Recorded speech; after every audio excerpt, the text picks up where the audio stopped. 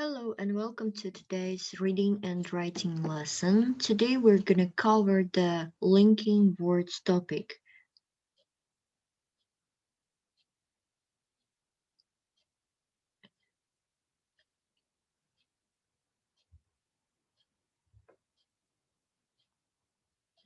So today's lesson is looking at contrast links, and what we're doing here is we are contrasting two facts or ideas, contrasting but not contradicting, but contrasting the two ideas in a sentence. And to do that, we can use these linkers. So one, two, three different types of linking words that we can use to contrast these ideas either in a sentence in the same one or in two separated sentences, as we will see in the examples. So let's have a look at the lesson now. Before we begin this lesson, will come in handy if you're looking speaking skills, writing skills in English. You may use this contrasting linkers in both reading, writing, and speaking. These phrases are okay for both spoken and written English. So let's begin now with the first one we're looking at. And the first one is although and even though. Both of them have the same meaning and they are followed by a clause or a complete sentence with subject or verb. So let's look at the example. Although she sang beautifully, she didn't win the contest. So after although we have a clause. So complete sentence with subject and verb. I am going out tonight even though I am tired. So please remember that the clause which has although or even though in it is usually followed by a comma. The next type of linkers which we need to cover is though. Though is sometimes used instead of although. For example, I didn't get the job though I had all the necessary qualifications. Though is often used at the end of the sentence. The house isn't very nice. I like the garden though. Here it is used in order to give some kind of different contrast, in order to show that something was still pretty good even though the whole situation was bad.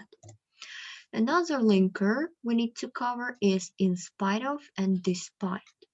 Usually in spite of and despite are followed by a noun phrase or by a verb in the ing form, gerund as you know it.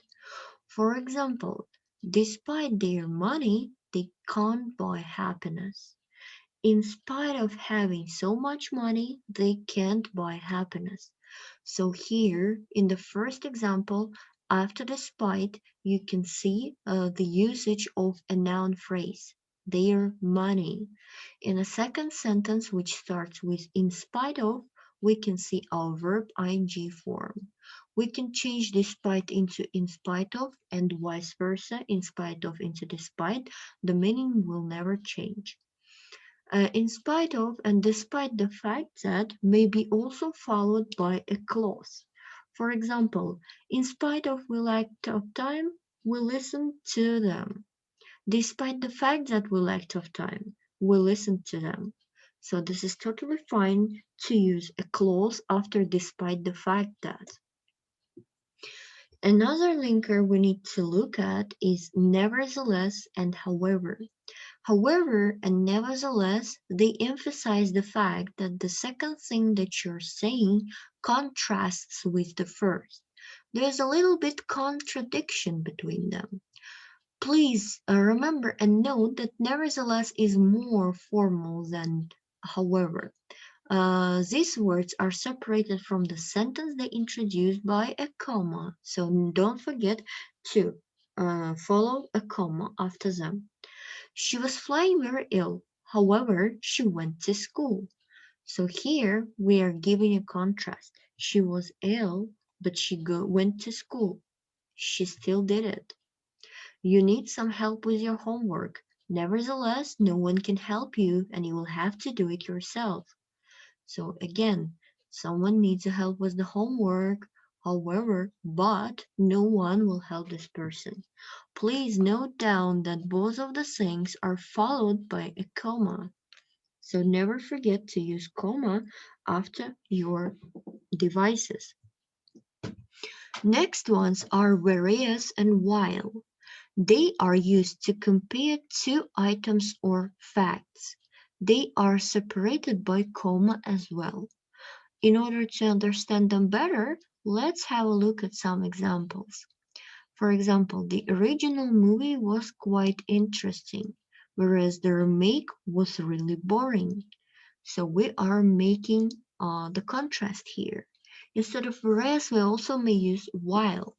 The original movie was quite interesting, while the remake was really boring. So here, the movies are autonomous. The first one is really interesting and entertaining. The second one is boring. That's why we have to use contrasting device, whereas or while. Let's look at one more example. Whereas you have lots of time to do your homework, I have very little time indeed. So whereas is given in the beginning of the sentence, and then this clause, which has whereas in it, is followed by comma. Next one is yet and still. Yet and still are devices used to emphasize that something is surprising considering that what has already been said. Let's look at the examples. He's been an invalid since he was a child, and yet he had a brilliant career. So we are contrasting. Despite of being invalid, he was a brilliant career person. He says that he's a vegetarian. Still, he doesn't enjoy a bit of ham every now and again. He's a vegetarian, nevertheless, he eats ham. So yet and still, again, another devices which have the meaning of but. Please note down that still is followed by comma and don't forget to include that into your writing if you are writing. The last contrasting device we need to cover today is on the other hand. On the other hand is used when we are comparing two different facts or two opposite ways of thinking about the situation. On the other hand is used for balancing contrasting points. For example, arranged marriages are common in many Middle Eastern countries.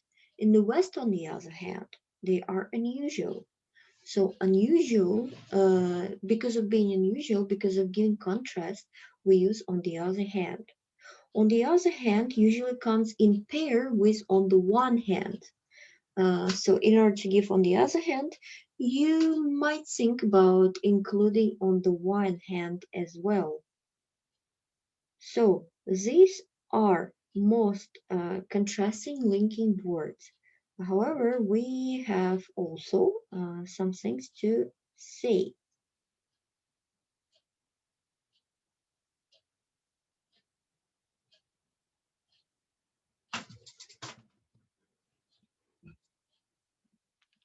So when you want to express your ideas in English, you always need to use the contrasting details. But and however are the most common ones. But is more informal than however. You can use however at the beginning of the sentence, but you cannot use but at the beginning of the sentence in the written English. You may not begin your sentence with but. For example, I tried to lift the box, but it was too heavy for me. So the sentence has but in it, and but is in the middle, not at the end. Although and even though, remember that they always need to be followed by subject and verb. If we are talking about despite and in spite of, these linking words are the same, and they are followed by a noun or a gerund. Gerund is an ing form of the verb which can function as a noun. Despite the fact that and in spite of the fact that is followed by a subject plus verb. The linking words while, whereas, and unlike are also used to make contrast. While and whereas are usually used between two complete phrases. Unlike is typically used with only a subject. For example, she's very friendly, unlike her sister. Or his boss allows him to work from home, unlike mine. So unlike is only followed by a subject. That is the end of our today's lesson. Thank you for your attention.